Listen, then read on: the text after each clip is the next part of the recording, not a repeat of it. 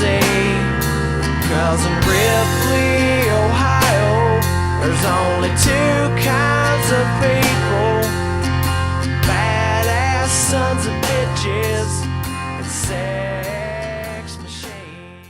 Hell yeah. Growing up in Ripley was tough. We was poor, didn't have much. And when Easter time would come around and all the other kids had their baskets with their fancy ass candies, you know, their circus peanuts, Peeps, them Cadbury eggs.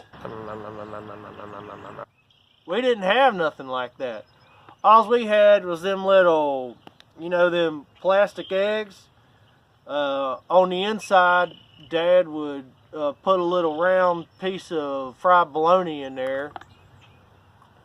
And then you'd find another egg that would have a little bit of, you know, Pabst Blue Ribbon on the inside.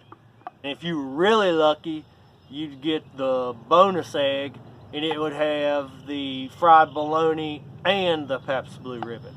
But like all good parents, our dad wanted us to have a better childhood than he had.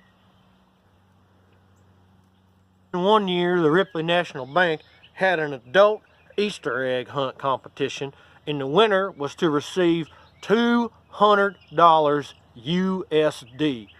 So you better believe my dad was all about that. He was going to win that $200 and give us the best Easter that anybody ever had. Well, our dad, he wasn't no dummy. He knew that if you want to be champion, you got to work hard. You got to train, and you got to practice. The problem was, he didn't have anybody to hide the eggs for him. So Dad went about and devised this genius plan he called the one-man Easter egg hunt.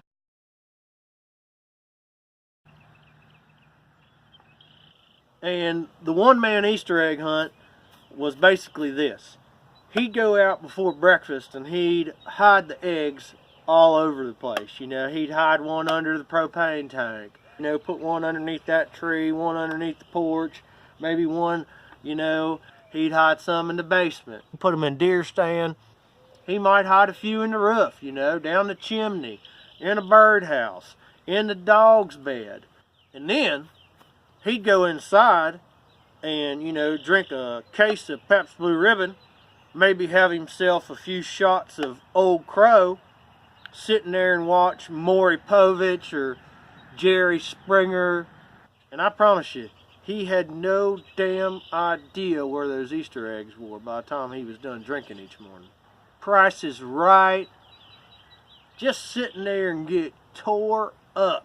You know, couldn't walk, couldn't think, couldn't see straight. Then he'd go back outside and he'd find every damn one of those Easter eggs. Found it! And you better believe it, buddy. He brought home the bacon. My dad was the 1984 adult Easter egg champion in Ripley, Ohio.